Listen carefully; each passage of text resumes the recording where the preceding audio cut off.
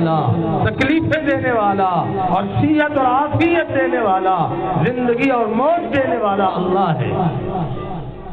اللہ کے سوا کوئی اس چیز کا مالک نہیں۔ آپ کی اور میری اگر صحت ہے تو یہ ہمیں اللہ نے عطا کی ہے، اللہ کا ہم پر فضل ہے۔ اس میں کسی پیر کا کوئی کمال نہیں ہے، اس میں کسی مولوی کا کوئی کمال نہیں ہے، یہ سب اللہ کا فضل اور کرم ہے۔ اگر ہمارے دل میں یہ ہے کہ ہمیں پیر بھی صحت دے سکتے ہیں، یا ہمارے دل میں یہ خیال ہے کہ ہمیں مولوی بھی صحت دے سکتے ہیں، یا ڈاکٹر بھی ہمیں صحت دے سکتے ہیں، یاد رکھیں ہمارا عقیدہ صحیح نہیں ہے۔ الا من اتى اللہ بقلب سلیم، مگر وہ جو قلب سلیم لے کر اللہ کے پاس آیا۔ صحیح سالم دل اپنے مولا کے دربار میں جو لے کر جائے گا وہ کامیاب ہوگا۔ بس اگر اس دل کے اندر اللہ کی محبت نہیں ہے، نور الہی نہیں ہے، تو یاد رکھیں مولا کے ہاں ہماری کوئی قدر و قیمت نہیں ہے۔ کوئی فیکٹری کا مالک اگر کوئی نئی دریافت کرتا ہے، ایجاد کوئی نیا پرزہ تلاش کرتا ہے، اس کو بناتا ہے، وہ اس کو مارکیٹ میں لے آتا ہے، اگر وہ معیار پر پورا نہ اترے اس چیز کو پورا کرکٹ میں پھینک دیا جاتا ہے۔ مولا کریم نے مجھے اور آپ کو اپنی توحید کے لیے، اپنی عبادت کے لیے، اپنی بندگی کے لیے، اپنی حمد و ثنا کے لیے پیدا کیا ہے۔ اگر آپ اور میں مولا کی بندگی نہیں کرتے، مولا کو وحدہ لا شریک نہیں مانتے، مولا کی آواز پر لبیک نہیں کہتے، نماز نہیں پڑھتے، قرآن نہیں پڑھتے، یاد رکھ لے کہ ہم اپنے مقصد میں جب پورا نہیں ہوں گے تو اللہ کا بھی ایک بڑا کرکٹ ہے، اللہ ہمیں وہاں پھینک دے۔ دکان پہ جاؤ، جو چیز گاہک کو بیچنے کی نہیں ہوتی وہ اسے کوڑا دان میں ڈال دیتا ہے، وہ اسے کوڑا دان میں ڈال دیتا ہے، کباڑ میں ڈال دیتا ہے، کہتا ہے یہ بیکار چیزیں ہیں، ان کی کوئی قدر و قیمت نہیں ہے۔ مولا کے ہاں آپ کی اور میری قیمت اس وقت ہے جب ہم مولا کی فرما برداری کریں گے، سچے دل کے ساتھ اللہ کے فرما بردار ہوں گے۔ حضرت تھانوی رحمت اللہ علیہ سے کسی نے پوچھا ہمیں کیسے پتہ چلے گا، ہمیں کیسے پتہ چلے گا کہ بندے کو اللہ کے ساتھ محبت ہو گئی ہے یا اللہ کو بندے کے ساتھ محبت ہو گئی؟ حضرت نے فرمایا بالکل آسان نسخہ ہے، جب آدمی کو اللہ سے پیار ہو جائے گا تو وہ مخلوق خدا پر مہربان ہو جائے گا۔ جب بندے کو اللہ سے پیار ہو جائے گا وہ مخلوق خدا پر مہربان ہو جائے گا، مہربانی والا اس کا برتو ہو جائے گا، گھر والوں کے ساتھ اس کی گفتگو اچھی ہوگی، اپنے ماتحت لوگوں کے ساتھ اس کا اخلاق اچھا ہوگا، اپنے پڑوسیوں کے ساتھ اس کا بول چال اچھا ہوگا۔ اگر اس کے اخلاق اچھے نہیں ہیں، اس کا کردار اچھا نہیں ہے، سمجھ لو عبادت گزار تو ہے لیکن ابھی تک مولا کا سچا عاشق نہیں بنا، مولا کریم کا سچا عاشق نہیں بنا۔ مولانا علامہ روم رحمت اللہ علیہ نے اس بات کو سمجھایا اور بڑے پیارے انداز میں سمجھایا، فرمایا مجنو اپنی لیلا کی گلی میں کتے کو روٹی کھلا رہا تھا، کسی گزرنے والے نے پوچھا ارے مجنو تو نے اتنے دن سے خود کھانا نہیں کھایا، تجھے کیا ہو گیا؟ بیٹا کیا ہے؟ ہیلو، اتنے دن سے تو خود کھانا نہیں کھایا، تو خود بھوکا ہے، خود پیاسا ہے، لیکن کھانا کتے کو کھلا رہا ہے۔ مولانا روم نے لکھا ہے کہ اس مجنون نے جواب دیا مجھ سے برداشت نہیں ہوتا، مجھ سے برداشت نہیں ہوتا میری لیلا کی گلی کا کتا بھی بھوکا اور پیاسا رہے، مجھے اپنی بھوک کی پرواہ نہیں، مجھے اپنی پیاس کی پرواہ نہیں، لیکن میری معشوق کی گلی میں رہنے والا کتا بھوکا اور پیاسا ہو مجھے تکلیف ہوتی ہے۔ تو مولانا روم نے فرمایا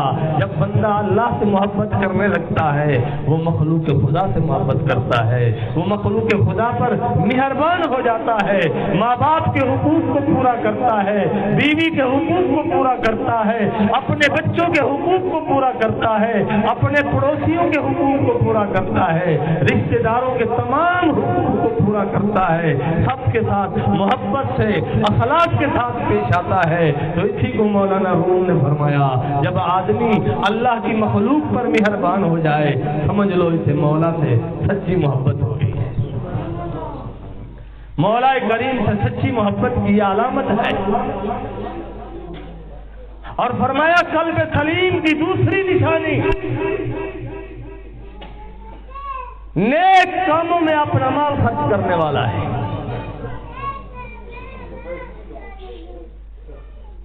اللہ کے پاس قلب سلیم لے کر جانا ہے، پہلی نشانی ہمارا عقیدہ درست ہونا چاہیے کہ اللہ کی ذات وحدہ لا شریک ہے، وہ اپنی ذات میں، اپنے صفات میں، اپنے کاموں میں وہ اکیلا اور یکتا ہے۔ اور دوسری علامت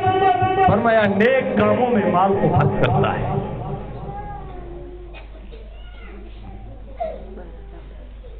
اپنے گھر والوں پہ مال خرچ کر رہا ہے، بیوی پر مال خرچ کر رہا ہے، نیت کر لے یہ اللہ کی بندی ہے، اللہ کی بندی ہے، میں اس کے حقوق پورے کر کے اللہ کے ہاں سرخرو ہونا چاہتا ہوں، میں اپنے ماں باپ کی خدمت کر کے اللہ کے ہاں مقام اور مرتبہ پانا چاہتا ہوں، سرخرو ہونا چاہتا ہوں، اپنے ماں باپ کو اچھا کھانا کھلا رہا ہے، اپنی بیوی کو اچھا کھانا کھلا رہا ہے، چھوٹے چھوٹے بچے ہیں کہتا ہے ان کا مقصوم لکھا ہے میں کما کر ان کو کھلاؤں، بڑی عزت اور احترام سے اللہ کا حکم سمجھ کر بچوں کی خدمت کر رہا ہے، ان کی پرورش کر رہا ہے، اللہ کے ہاں یہ قلب سلیم والا ہے۔ حضور نے فرمایا ایسا کرنے والے کو صدقے کا ثواب ہوگا۔ میری طرف متوجہ رہے۔ اور تیسرا فرمایا اپنی اولاد کو راہ حق پر لگا دینا۔ قلب سلیم کی تیسری علامت، تیسری نشانی یہ ہے کہ وہ آدمی جو قلب سلیم چاہتا ہے وہ چاہتا ہے کہ میں اللہ کے ہاں صحیح سالم دل لے کر پہنچوں، اللہ کے ہاں سرخرو ہو جاؤں، وہ اپنی اولاد کو دین کے راستے پر لگا دے، راہ حق پر اپنی اولاد کو چلائے۔ پہلی علامت فرمایا آپ کا عقیدہ درست ہو، دوسری علامت اپنا مال نیکی کے راستے پر خرچ کرو، اور جب آپ اپنا مال خرچ کرو گے تو سب سے پہلا حق وآتِ ذی القربیٰ قریبی رشتہ داروں کا ہے۔ جو آپ کے قریبی رشتہ دار ہیں ان کا پہلا حق ہے کہ آپ اپنا زکوٰۃ عشر جو آپ کے رشتہ داروں میں مستحق کے زکوٰۃ ہے اسے دو، اور اس میں ڈبل ٹرپل اجر ہے۔ ایک آپ اپنا فرض ادا کر رہے ہیں زکوٰۃ، ایک واجب ادا کر رہے ہیں عشر، ایک آپ کو یہ اجر ملے گا، دوسرا مستحق کو دینے کا اجر، تیسرا رشتہ دار کو دینے کا، کہ اس میں صلہ رحمی ہوتی ہے، محبتیں پیدا ہوتی ہیں۔ لیکن ہماری کیا عادت ہے، ہم نے جب صدقہ خیرات کرنا ہو رشتہ داروں کو چھوڑ کر، اپنے پڑوسیوں کو چھوڑ کر دور والوں کو دیتے ہیں، دور والوں کو دیتے ہیں۔ اپنے گھر والی مسجد ویران ہے، یہاں استاد صاحب کی تنخواہ تھوڑی ہے لیکن باہر سے کوئی آیا تو پیسے نکال کے دے رہے ہیں۔ جو آپ کے اپنے بچوں کو قرآن پڑھا رہا ہے، جو آپ کے اپنے بچوں کو نماز یاد کروا رہا ہے، مسنون دعائیں یاد کروا رہا ہے، زندگی کے آداب سکھا رہا ہے، اس کی خدمت کرتے ہوئے ہماری جیب میں سانپ اور بچھو بیٹھے ہیں، باہر والا آ جائے تو شہرت کے لیے پیسہ نکال لیتے ہیں۔ آپ کی اپنی محلے کی مسجد ہے، اس کی خدمت کون کرے گا؟ آپ کے اپنے محلے میں مدرسہ ہے، اس کی خدمت کون کرے گا؟ تو مال خرچ کرنا ہے نیکی کے راستوں پر، اور بہترین نیکی یہ ہے کہ اپنے محلے میں دیکھیے، اپنے رشتہ داروں میں دیکھیے،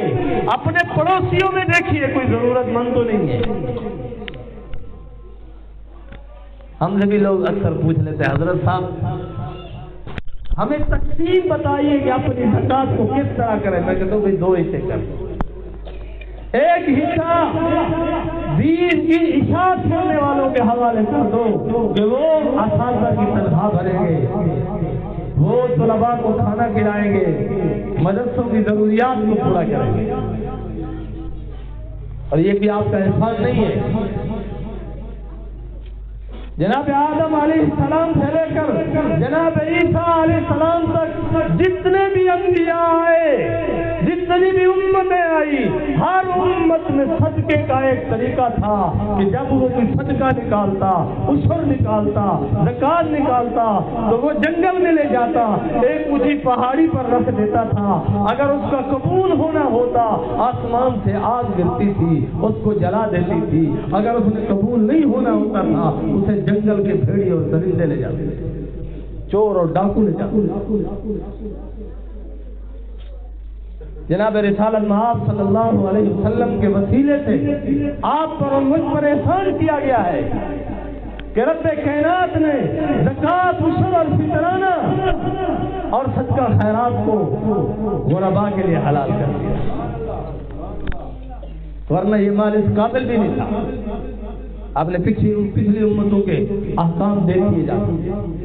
ان کو اٹھا کر پڑھیے ذرا، علماء سے پوچھیں ذرا، وہ آپ کو بتائیں گے کہ پچھلی امتوں میں صدقہ خیرات کیا ہوتا تھا، زکات، عشر اور فطرانہ کیسے دیتے تھے وہ لوگ۔ جنگل میں جا کر ایک پہاڑی پہ رکھ دیا، بس اونچی جگہ پہ رکھ دیا، لیکن آپ کو اور مجھے رب کائنات نے اپنے فضل و کرم سے اجازت دے دی کہ آپ کا جو زکات ہے، آپ کا جو عشر ہے، آپ کی جو صدقہ خیرات ہے، آپ یہ اپنے رشتہ داروں کو دیجیے۔ وآتِ ذی القربیٰ پہلا آپ نے رشتہ داروں کو بتایا، اور ہم سب سے پہلے دور والے کو انہیں نہ بھیجا نہ چھکائے۔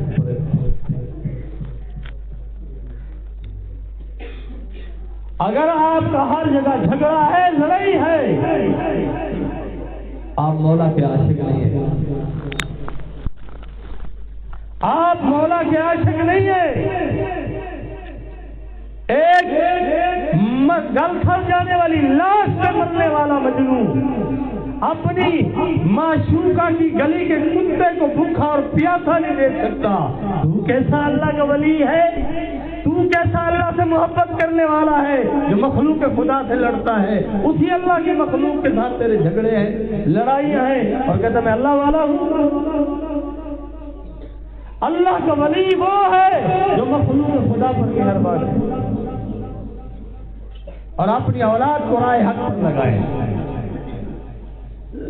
مفتی شفیع عثمانی صاحب رحمت اللہ علیہ نے ایک پیارا واقعہ لکھا ہے، فرمایا حضرت فروخ رحمت اللہ علیہ غالباً یہ تابعی